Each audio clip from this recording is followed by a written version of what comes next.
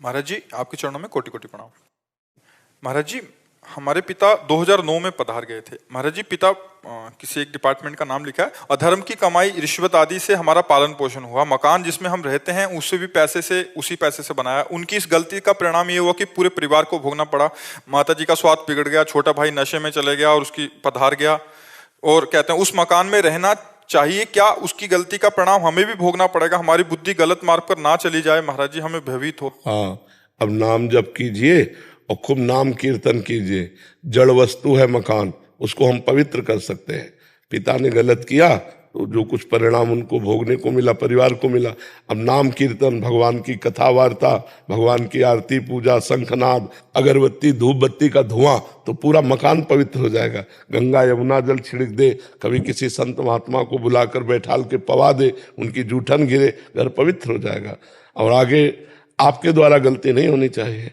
महाराज जी, आपके सत्संग और आपके मार्गदर्शन के द्वारा यही समझ में आया है कि अब जो हो गया उसको तो बदला नहीं जा सकता। हाँ। लेकिन हम अब अपने भोग के लिए ना उस पैसे को इस्तेमाल करें, ज्यादा से ज्यादा सेवा में उस पैसे को दें, ज्यादा से ज्यादा दूसरों की मदद, चाहे वो पशु, जैसा आप बोलते हैं कि पशुओं की सेवा करिए, आप बीमारों को बहुत सी ऐसी गौएं हैं, बछड़े हैं, सांड हैं जो भूखे प्यासे टहल रहे हैं, या बहुत सी ऐसी गौशालाएं हैं जिनको सुविधा नहीं पहुंच पाती है। अगर इस तरह का धन है तो ऐसे दे देना चाहिए जिससे गौ सेवा हो। वो जो हमने दूसरे का शोषण किया तो किसी का पोषण करेगा, तुम्हारे पिता को भी आनंद मिलेगा। जी हाँ, एक उनके प्रति भी लगता है कि उनका मंगल हो, वो जहाँ पे भी गए हैं। पर हमको ये बहुत अच्छा लगा कि आप जो सावधान हैं और आप अपनी बात बता दिए। ये हम समाज को बताना चाहते हैं कि यदि आप अधर्म से पैसा कमाओगे, घूस से कमाओगे, बेईमानी से कमाओगे तो तुम्हें तो भोगना ही पड़ेगा, तुम्हारे परिवार को भोगना पड़ेगा।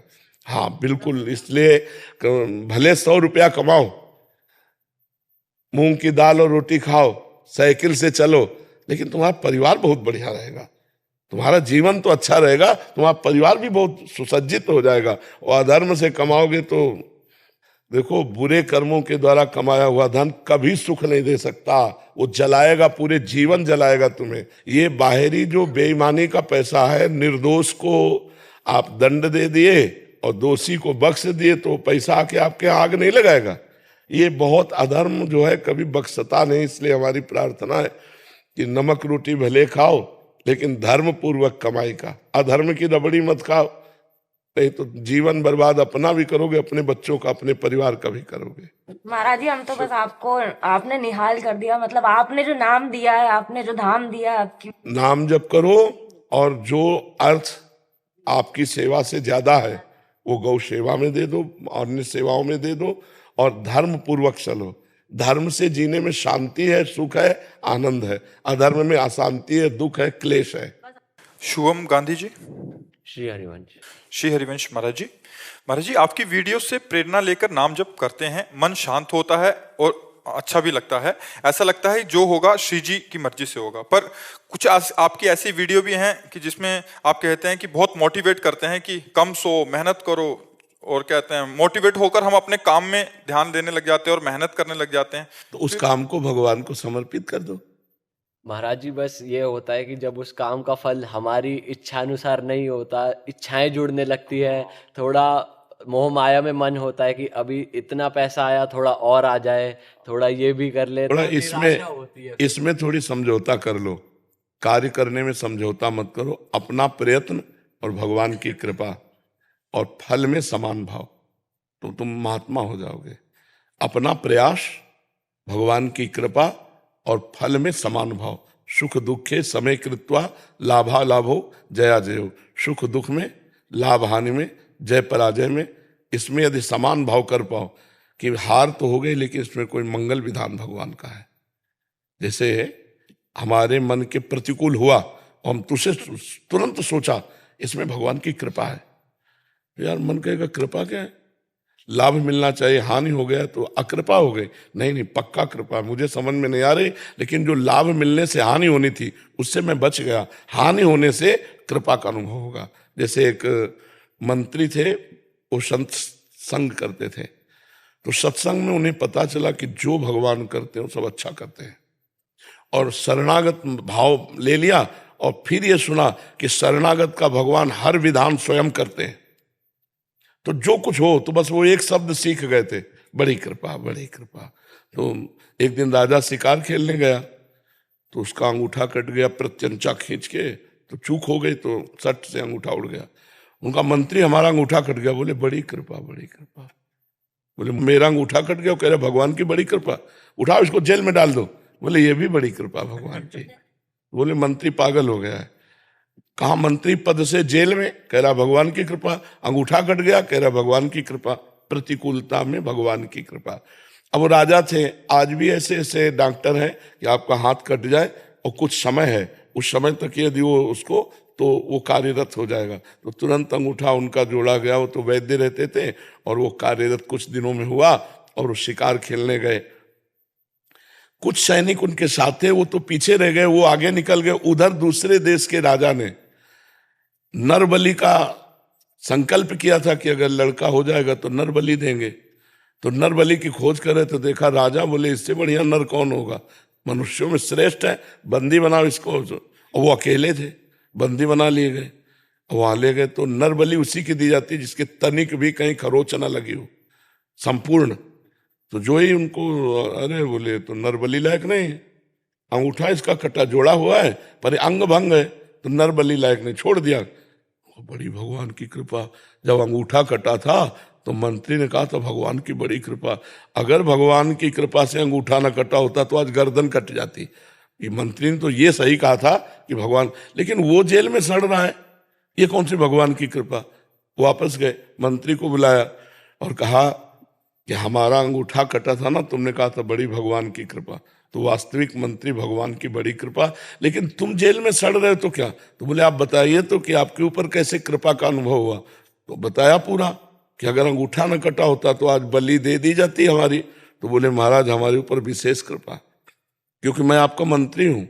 सैनिकों के घोड़े पीछे रह सकते थे लेकिन मैं साथी होता और साथी पकड़ा जाता।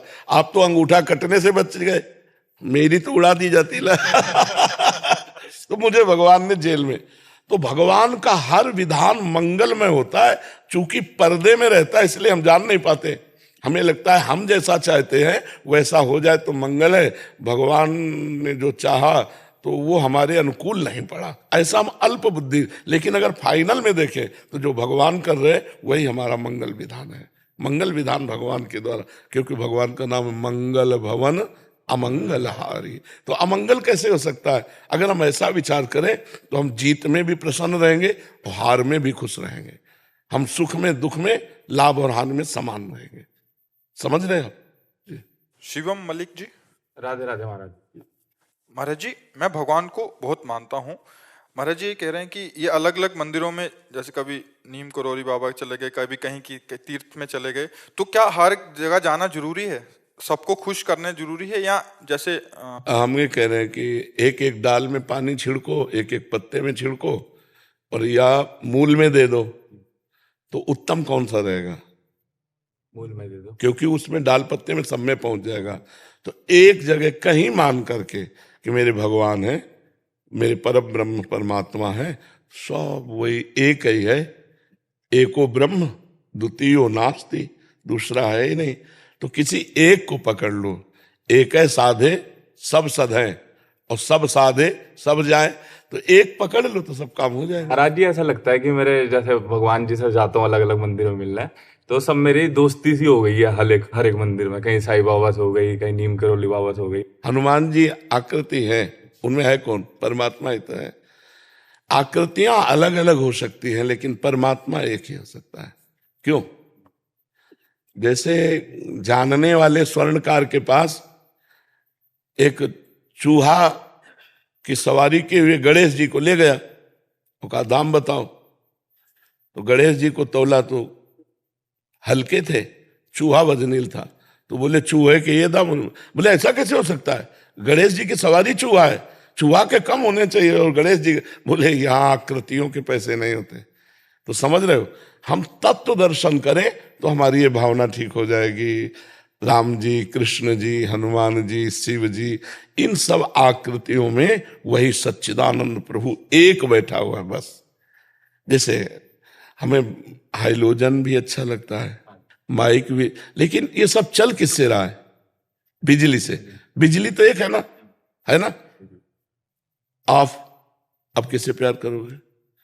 किसी से भी नहीं। तो इसका मतलब आप किससे प्यार कर रहे थे? पावर से। पावर, तो पावर सबका परमात्मा है, सबका। जो राम जी है वही तुम्हारे अंदर पावर है, वही सबके अंदर। पावर में अंतर नहीं। अब उस पावर को जितना प्रयोग कर ले, जैसे कनेक्शन जहां से है, उसका कनेक्शन जहां से है, उसका कनेक्शन जहां से, तो आप हाई पावर में पहुंच जाओगे ना। लेकिन इसको इतना ही कनेक्शन चाहिए, नहीं उड़ जाएगा, नष्ट हो जाएगा।